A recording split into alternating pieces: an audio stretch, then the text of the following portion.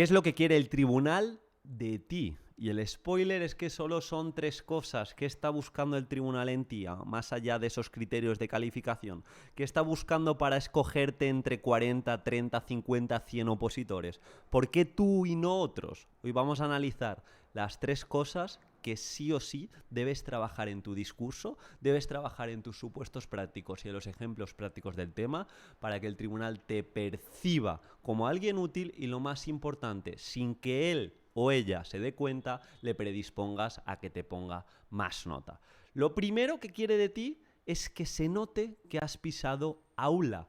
Quieren docentes con mirada práctica, no teórica.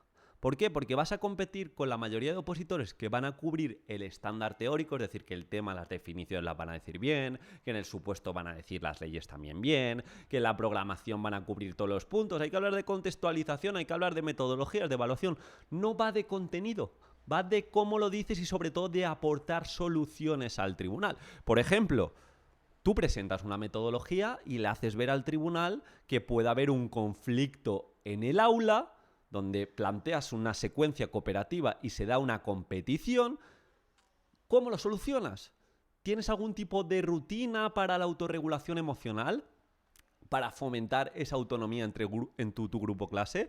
¿O cuál es tu plan B? Porque esto lo tenemos que tener muy en cuenta. Nosotros programamos para alumnos y alumnas que tienen sentimientos, que tienen una mochila a sus espaldas, que vienen de casa con unas experiencias traumáticas, que vienen de otro colegio, que vienen de otro instituto, que han tenido un mal día. No todo va a funcionar como en las matemáticas, que dices, aplico cooperativo, van a aprender súper bien, van a tener unas habilidades interpersonales espectaculares y van a sacar todos un 10. No funciona así, hay muchos problemas. Si tú le dibujas ese conflicto al tribunal, te aseguro que incluso se va a llevar esas soluciones para el aula y de nuevo te va a poner más nota. Por cierto, mañana, no sé si aún no te has apuntado, igual estás confuso y no lo has escuchado o confusa, apúntate ya de ya, porque mañana, miércoles a las 6 de la tarde, doy mi última clase sobre exposición oral,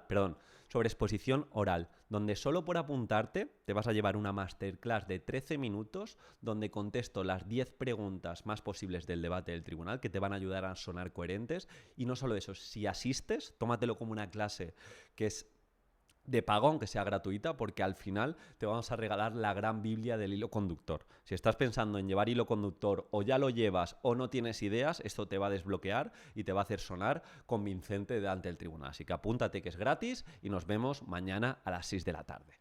Bien, he dicho que el tribunal te va a percibir o te va a poner más nota si nota, para la redundancia, que has pisado un aula. Entonces, otra forma de que lo note es que hables de ese alumnado que tiene un bajo nivel de atención, ese alumnado que llega cansado a última hora de la tarde, a última hora de la mañana, porque ya lleva a sus espaldas no sé cuántas horas de pie, y no solo eso, sino que ha tenido un momento de estrés porque viene de un examen. Si tú te antepones a esta situación y cuando el nivel de atención baja, tú le haces ver al tribunal frente a ese supuesto, que reduces consignas a una sola frase clave, que usas una señal visual para atraerlos, que haces explicaciones más cortas, incluso en ese momento las propias explicaciones pasan a los alumnos, si haces alguna dinámica lúdica porque entiendes esa bajada de atención, o incluso en esos momentos tú le acercas un descanso activo mediante ejercicio físico, que esto al final nos promueve el propio Ministerio de Educación a llevarlo a cabo dentro del aula, te va de nuevo a notar como un docente que sabe cómo se programa y que sabe lo que ocurre en el aula, que sabe que los alumnos que tenemos delante no son una inteligencia artificial que nos van a responder igual a las 9 de la mañana que a las 5 de la tarde, o a las 9 de la mañana que a las 2 de la tarde.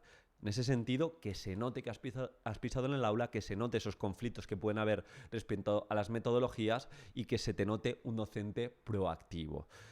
Segundo, ¿qué quiere el tribunal de ti? Que tengas identidad docente. No buscan una copia de manual que vomite un recurso que han cogido de internet y que otros 1.500 o 2.000 opositores van a decir. O que vas a llevar un material, una ficha típica de la página de turno que pones fichas comprensión lectora, fichas gamificación, y llevas eso. Por favor, no. Se tiene que ver tu identidad docente. Teníamos aquí no hace mucho a Guille Buedo, que hablaba de que a él le encantaba la gamificación, le encantaba la ludificación, le encantaba el aprendizaje basado en el juego. Obviamente, cuando él explica una programación y se ve que la mayoría de unidades están gamificadas, no solo se ve la gamificación, se ve el propósito, se ve su identidad, se ve que tiene sentido. Al igual que veíamos el ejemplo de Esther. Esther tenía, digamos, un trauma en su carrera de comunicación, de exposición, y por eso se centró. Ella, que le costaba comunicar, tenía un hilo conductor relacionado con el podcast, porque quería que su clase entera, cuando acabase ese curso escolar, comunicase bien y todos los productos finales estaban relacionados con el podcast. Pero hay una narrativa, hay un para qué, hay un por qué detrás. Y eso se nota a la hora de explicar. Siempre os lo digo, yo soné muy coherente porque empecé con mis pilares, era muy pesado con el pensamiento crítico, era muy pesado con los que si lo que te enseña la escuela está en Google quiere decir que no te aporta nada, pero no me quedaba en la pesadez y en decir que mi identidad docente está vinculada con el pensamiento crítico.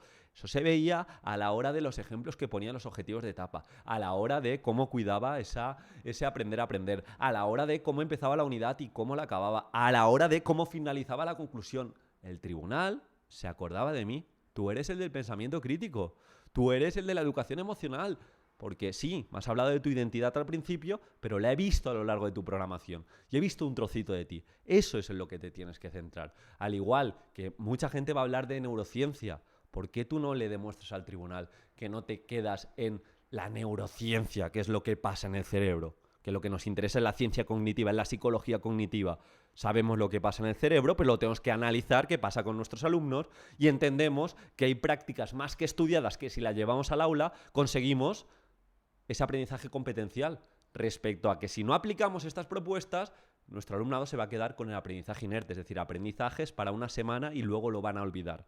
Y aquí entra la práctica espaciada, entra el repaso activo, entra en las paradas, entra el trabajar un contenido en diferentes contextos, entra en hablar del error, entra en poner el foco en esa autoevaluación y coevaluación desde la mentalidad de crecimiento, etcétera, etcétera. Que se vea pasión en tu exposición. Y por último, ¿qué busca el tribunal de ti?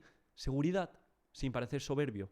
Es decir, humildad intelectual, pero trabajo y proactividad. El tribunal quiere confiar en ti, no quiere que te pongas delante y utilices frases del creo que la gamificación es la mejor metodología activa, aunque no he trabajado, me he currado mucho el aprendizaje servicio.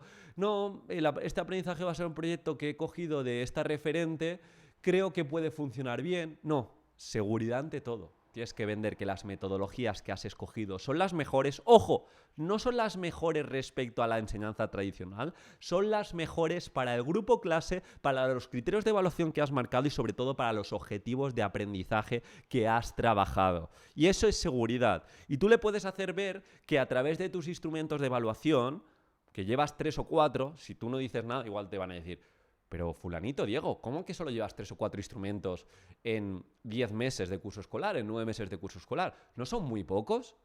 Claro, si tú no argumentas nada, vas a dar pie a esa inseguridad.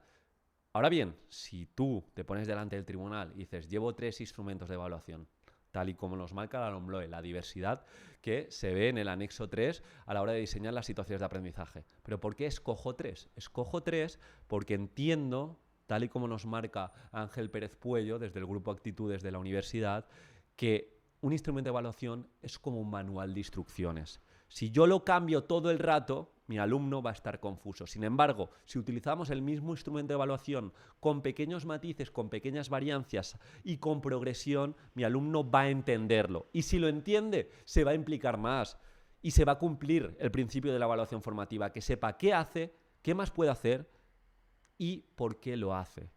E incluso si luego marcas la progresión de una rúbrica de un solo punto, al inicio solo autoevaluación, en la siguiente unidad autoevaluación y coevaluación, y ya acabas el trimestre con autoevaluación, coevaluación, heteroevaluación, incluso feedback cualitativo, el tribunal va a decir 3 instrumentos o 4 instrumentos, pero con muchísimo sentido. Eso es lo que busca. Seguridad sin parecer soberbio, que se vea que eres un docente que confía en lo que ha marcado, en lo que se ha marcado en su programación.